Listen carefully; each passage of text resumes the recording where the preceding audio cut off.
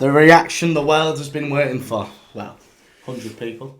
200. 200, we're climbing up the rankings, baby. Southgate has left England. Big news. If you're just new to the news, Southgate has resigned. If you're just new to the news? New to the news. If you haven't heard the news, Southgate has resigned. We are reacting to Gareth Southgate leaving England. He's resigned, he's packed his bags, he's gone, he's done, he's had enough. He's washed his hands of the job. He can't be arsed with it anymore. He has obviously, we're going to read his statement in full, but at first, let's just react, JMO. Let's just react because this is global news. This is history in the making. Yeah. 8 years. Turn his back on his country. Oh, wow. No, that's not. No, that is harsh. That's harsh because I've got a few stats here. Yeah, Gareth Southgate, 8 years in charge. 102 games, 1 World Cup semi-final, 2 Euros final, 61 wins, 24 draws, 17 losses, a win percentage of 59.8. England haven't reached the final of a major tournament since 1966. He's done it twice. Count them up. Uno, dos. Yeah, that is pretty impressive. That is pretty impressive for a man who's been slated of late. Yeah, slated. I think if you're looking at when he took the job, so where the team's at now. Let's take it right back, Jimmer. How did he get the job? He was caretaker. He was given it as a caretaker manager after Sam Allardyce took a little bung. He took it. He was giving advice around bungs, wasn't he? Yeah. He's come in. He was with the under-21s or whatever he was with. He's come in. He's got the gaffer on a temporary contract, and he wowed us. He wooed us. He did. When he got it, I was actually really surprised. I was, and it did raise a lot of Carlo Ancelotti's eyebrows. So no, it raised a lot of eyebrows when he got the job. It raised a lot of eyebrows, and I don't think that ever went away because every tournament he was scrutinised. Yeah, he was. So Gareth released a statement. Have you seen the statement? Have you read the statement yet? I haven't read it. Okay, let's read it out for the listeners. If you've not listened to or read the statement yet, I'm going to read it out for you right now. Just bear with me because he does waffled on, to be fair to the 8 years, Jesus Christ. 8 years in, well, he's done about 18 paragraphs, to be fair. Okay, as a proud Englishman, it's been a huge honour. As a proud Englishman, it has been the honour of my... Fucking O2 texted me now. Sorry, we go again. Right. As a proud Englishman, it has been the honour of my life to play for and manage England. It has meant everything to me, and he has given it his all. Paraphrase. But it's time for a change and for a new chapter. Sunday's final in Berlin against Spain was my final game as England manager. Very decisive. That's factual. You should lead with a fact there. I joined the FA in 2011. Again, fact. Determined to improve English football. In that time, including 8 years as England men's manager, I've been supported by some brilliant people who have my heartfelt thanks. When you have to read something out loud, it makes you really realise that you're terrible at reading, doesn't it? Yeah. What's the pressure? I can't read. Anyway. Get Siri to read it. Yeah, no, because I feel like I could read better than Siri. I'm not sure. Opinion. I could not have had anyone better alongside me than Steve Holland. He's one of the most talented coaches of his generation. Debatable. And has been immense. I have had the privilege of leading a large group of players in 102 games. Every one of them has been proud to wear the 3 lions on their shirts and have been a credit to their country in so many ways. Most definitely Ben White. No? Still bitter about that, okay. Arsenal fan.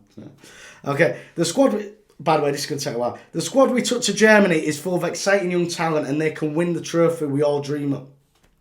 And they can win, yeah. Either you can't read or Gareth can't write. That is one of the two here. I just thought I thought it was a weird thing to say. The squad we took to Germany is full of exciting young talent and they can win the trophy we all dreamed of. Did he meant to say, we could have won it because we didn't win it? No, he thinks in the future. Is he thinking in the future? Yeah, he's thinking in the future. Okay. I'd have worded that differently, Gareth. Yeah. I'm so proud of them. I hope we get behind the players and the team at St George's Park and the FA who strive every day to improve English football and understand the power of football. The power of football has to drive... Sorry, I've got notifications coming. I should have turned notifications off. I'm having an absolute stinker. Improve English football, understand the power of football has to drive positive change. Next up, my special thanks goes to the backroom staff who've provided the players and me with unstinting support. Hey, search that one up. Is that a word? Unstinting support of it. Who... I might be dyslexic. I'm really struggling here. The student sport of the last 8 years, their hard work and commitment inspired me every day. I'm so grateful to them, the brilliant team behind the team. We have the best fans in the world. I read this earlier. We have the best fans in the world. That's Gareth, not a fact. that's not a fact. They were throwing pints at you. They were terrible fans. We are a set of You should terrible have said fans. passionate. We're the most passionate fans. Yes, Yeah. I agree with that. Best fans in the world. I disagree with. I actually disagree with that. So, but Gareth, I know what you're trying to do. We are the best fans in the world. Their support has meant the world to me. They were throwing pints at you, son. Sitting there. Yeah, I'm an England fan, and I always will be. He's not finished. I look forward to watching and celebrating as the players go on to create many more special memories and to connect and inspire the nation as we know they can. Thank you, England, for everything. It's very, very heartfelt. You can tell he's a passionate geezer. You can tell he loved the role. You can tell he loved managing England. Yeah. I think some bits were embellished. I think some bits were a bit hyperbolic. I think saying that we're the best fans in the world is a little bit of a hyperbolic statement. I think passionate would have been the word, but I can see what he's trying to do. He loves us, and he just wants us to know that we are loved. Yeah. And we love you, Gareth. And he's just a massive fan himself, isn't he? That is what's come through from that. He's a massive fan himself. And that's why I'm gutted to be losing him. You want somebody who's that invested. Or do you actually? No, do you want it's someone a who's bit more of both, clinical and just say, I love what we're doing, but let's fucking win. And I'm not bringing emotion into it. Yeah. Let's go right back. Let's look at his tenure. Was it a success? On the basis of it, was Gareth Southgate's tenure at England a success? Yes. Good. That's the only answer I need. I'm glad you said that. Yeah, I thought you was going to do some silly bollocks and say no. And I've got a lot of reasons why it was. Hit me with some. Yeah. And I think you're going back to, we were in a rut, England were in a rut. Like you said, we've not made any other final since that 66. Yeah. He's took that team and he's made like a togetherness. There was a disconnect. Yeah, fans, media, team. There was a disconnect between all three. And he's brought that all together, hasn't he? Merged it. And that's a success in itself. That's a success. And to have those finals and those moments. The moment we're going to speak about the moments today. We're going to look at Southgate. We're going to react to Southgate. We're going to look at potential replacements for Southgate. I know someone's going to jump in your grave as fast, but Gareth, someone's got to do it. You left. That was your decision. All right, son. So we're going to look at potential replacements. We're going to look at Gareth's top 5 moments, and then finally we're going to say thank you, Gareth, because I think he deserves that. And I think he's a watcher, actually. So he will definitely listen to this. Slagging him off 3 episodes. He was. I was never. If you listen to my rant, I was never. I'm not sure why we're in Bayer Leverkusen and Porto get up today, but we are. Yeah, we're multicultural. You never know. We could have a German gaffer next. Or a Portuguese one. We don't know. We're global football fans. Yeah. But today we're talking about England, Inglaterra, the Brits, the English. I don't know. But yeah, let's have a look at Southgate, shall we? Because I've got a couple of moments that I want to relive with you, right? And we might put a couple of clips in. Top 5 moments under Southgate, as chose by Jamie and Joey. For me, number 5, okay, this is one that really started to think we're really turning a corner now. I think that when this happened, I was thinking, oh, I can see the light at the end of the tunnel. The grass might be a bit greener on the other side. The win versus Colombia on penalties. Bear in mind, England's terrible, turgid record with penalties. Yeah. Southgate's come in. He's had a little word with the lads. He's calm down. Don't bring their baggage of the old group, the golden generation, their baggage of penalties. Don't bring that in. Don't want it no more, all right? So he's come in, and we've beat a team on penalties. And I actually remember exactly where I was. I was in my old house. I was just watching it with my girlfriend, actually, want a big one. And I shed tears. Shed tears. I'm not afraid to... I'm not ashamed. I shed a tear every day, as I've said on previous podcasts. Yeah. I shed tears because I thought, whoa, I felt something happening here. And Southgate was at the helm of that. So, do you agree? Yeah, I think I was at the pub, local pub in the village I used to live in. Yeah, everyone's... Yeah, village boy. But everyone together. And I remember that. Do you know, just like Unity. that negativity though at the beginning, like penalties again, going out, whatever, and then sort of that all just. Because let's have it right, by the way. I know through that moment. I know everyone says, "Oh, he didn't beat a good team." Colombia were an half decent team, by the way. Good. They're not bad. They weren't bad at all, actually. Yeah. So to beat them on pens, it's always tricky when you're up against a South American team as well. It's different. It is different to playing a European team. So to get through on penalties there, that's my fifth top 5 moment. Gareth Southgate.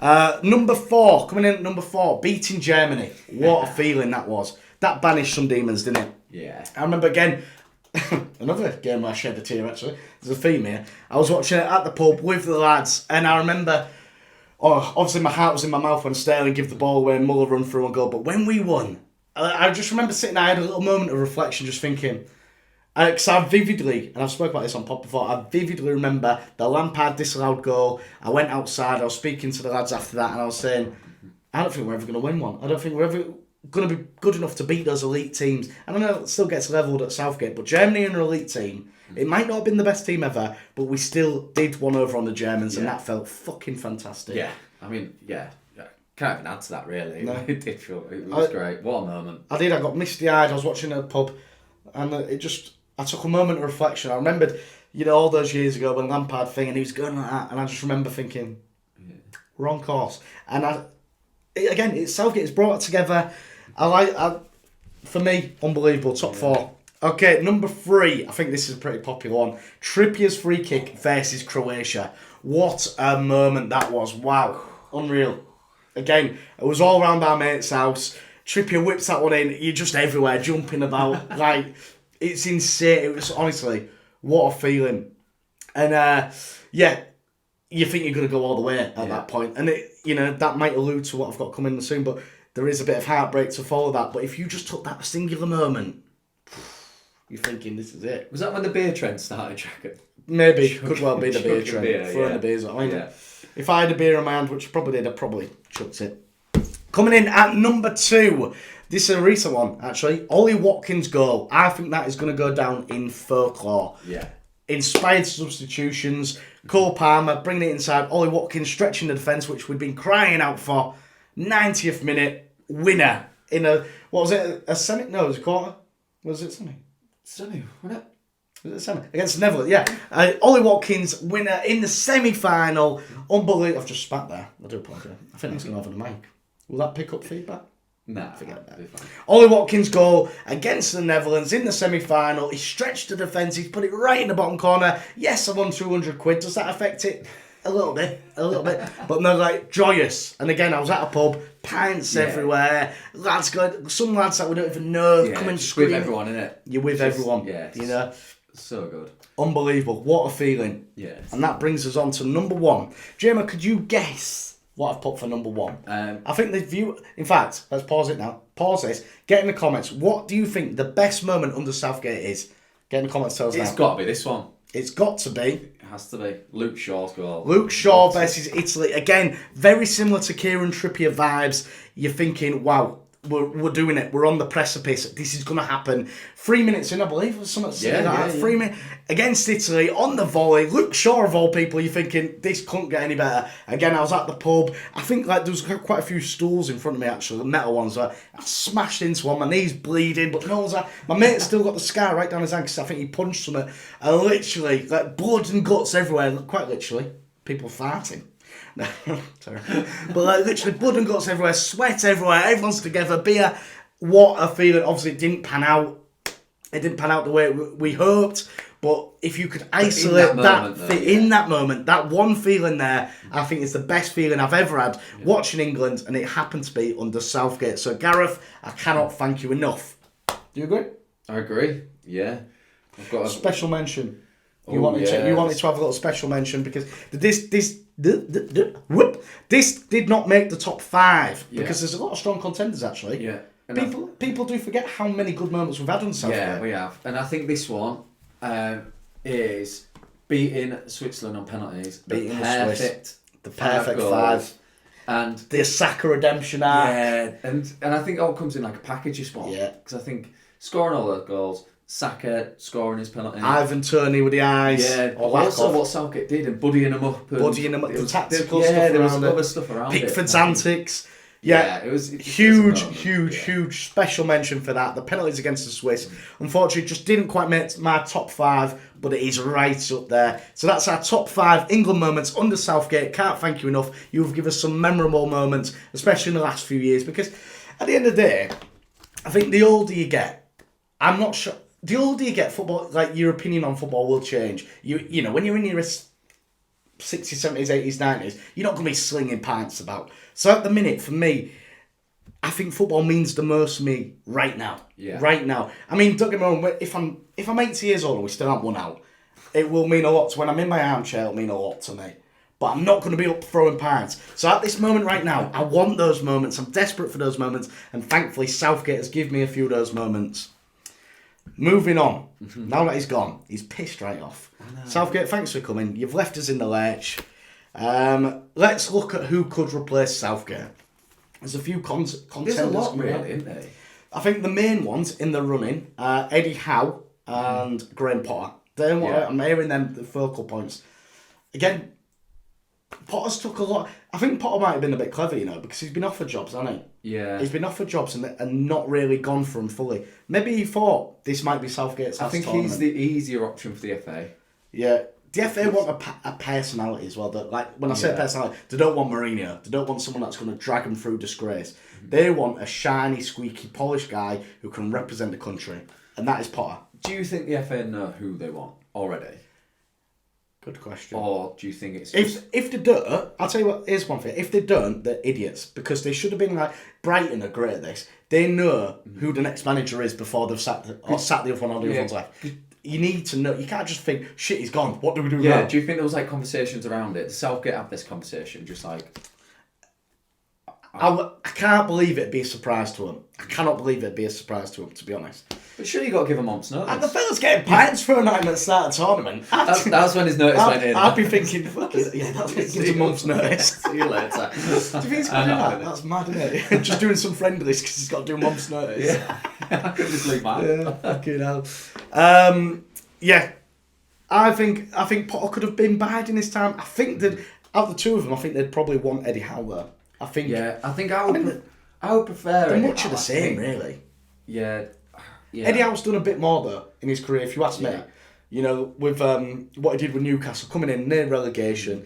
Yes, they had the financial backing and stuff, but he didn't go mental signing players. He signed like really good players that he knew would get him from there to there, and then he did take him one step further, got him in Champions League. That's good. Ben, that Newcastle project. It's a bit nuts. Yeah. And that's why he might be thinking, shall I get out whilst I can? Yeah, maybe. I don't know. Okay, but I've been thinking about this. Unfortunately, we didn't get this out before TalkSport got theirs out. But I had an idea, and I wanted to be the first to shout about it, but TalkSport beat me to it. But I did say this, and I've got proof. But I think a good candidate would be Sarina Wiegman. Obviously, Sarina Wiegman is currently the head coach at the Lionesses. Let me talk you through Sarina Wiegman's career. So, by the way, she's a former teacher. Did you know that? No, she's a former teacher. I don't know much about her, to be honest with you. I don't think a lot of people do, and that's why people need to get to know. Similar with Emma Hayes. And so she's a former teacher. Now, as a former teacher myself, many of you might not know that, I used to work in a pupil referral unit, which is a school for kids who've been excluded from mainstream school and then may have come because they've got bad behaviour issues. I worked there for 6-7 years. I got burnt out. Teaching is a hard gig, and it takes a special kind of person to be a teacher. It takes a special kind of person to be a teacher.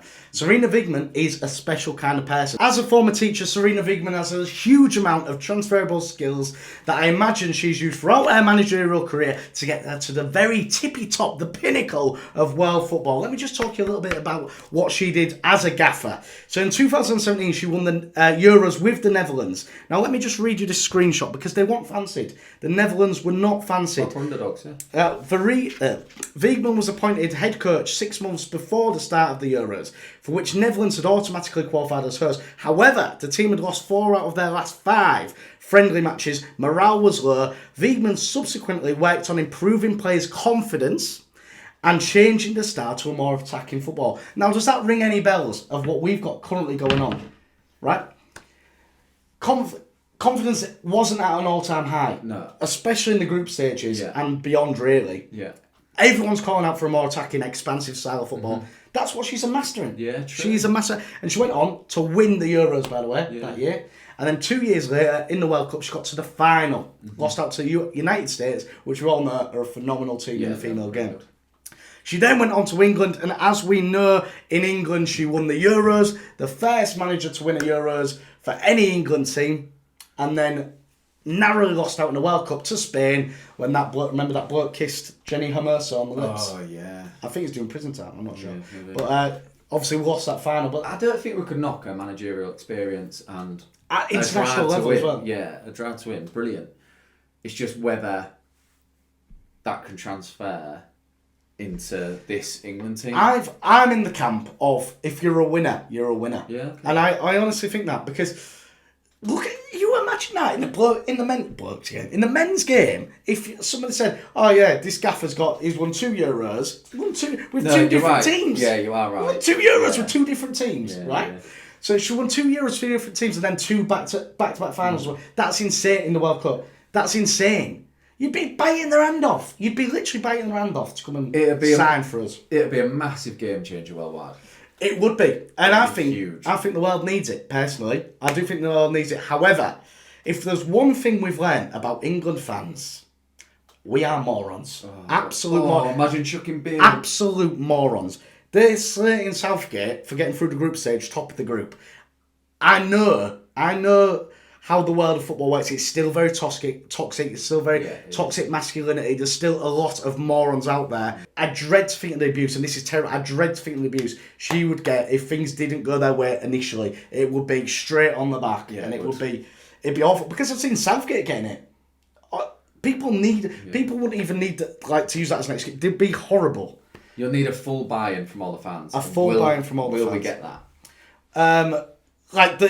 It's only a small minority that would be in that mindset of negative. But I think overwhelmingly there would be a lot of support, a lot of support, me included. But I just think you got to think about people's welfare and stuff. Like she would get put through the absolute ringer. That is so wrong. It's so wrong. Yeah. But I don't know if I'm trying to think if I was in her shoes, and I got offered the job. Having seen what I saw Gareth Southgate go through, knowing that there's another element to the question, I'd be thinking, Jesus Christ, that would be. But then you've got a massive put off, wouldn't it? Yeah, and still personally to her, where's her heart lie at? Is it still growing the women's? Yeah, true. That's a great point actually. Cause she's still got a lot of unfinished business. Yeah. There. And it's growing quite quickly in the UK. It is. The Lioness is growing at a rapid rate of knots. She still want to be on that train. Yeah, but I think what a way to grow the women's game if she did come and if she was head coach of the men's game, I don't know, would it or not? Would it or would it detract away from the women's game because then if that opens the door for more women to get actually that's a terrible point, Joe. No, it would only grow the women's game and put more respect and credibility on the female managers. Yeah. So I'm all for it. I said it before TalkSport. I want it out there. I want my name on it. I think Sarina Wiegman would make a fantastic candidate for the England men's team. I think she's a born winner. I think she's a natural leader. I think she brings togetherness, and I think she brings expansive football. I am not wrong in all that. That is all factual. Is it? Yeah. Can you? I expect a divide of opinions, though. That would divide opinions. Yeah. It would, but do you know what? I think any manager divides opinion. Yeah, but if you brought Potter in, people are saying it's a bit of a boring signing. Oh, we can make some good chants about that. What? With Potter? Yeah, rhymes just proper rhymes with what, doesn't it? Classic England Harry Potter vibes. Yeah. Yeah. Oh, we could the memes would be fantastic. Yeah, they would. The memes would be, with a sorting hat and stuff. That is some great content for me, actually. Who's making the Euros? That would be fucking brilliant, actually. There we go. Who's making the squad? Yeah, I'm actually... Yeah, forget what I said about Sarina Wiegman. It's all about Graham Potter for me, just for the content. But now, let's move on. Who would you... You had a bit of a wild shout, didn't you? Yeah, it is a wild shout, and I don't think it's going to happen, but Pep...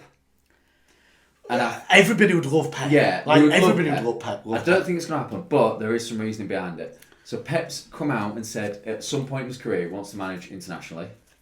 It's like ticks a box. Ticks a box. He's got a year left on his Man City contract. He knows a lot of the Man City players are English players. Yeah. There's And a lot of crossover. with Man City going through all those charges and stuff, doesn't want to be about for that. He's won all his trophies. I'd be getting out there. Can he getting out Dodge? Can he move on now? And you would think, oh well, surely he's set up for the Spanish job. Especially with the Spanish gaffer saying that he's going to take the US job, by the way. Oh really? Right. That's come out today. Apparently he's linked with the US job. Why? You've just won the Euros. You've got this really exciting team. Why on earth would you take the US job? That's maybe a different pod altogether. Fair. But that's insane, that. isn't it? But Didn't know that. But yeah, being Barcelona, Catalonian, there's politics involved with Spain and the Barca area.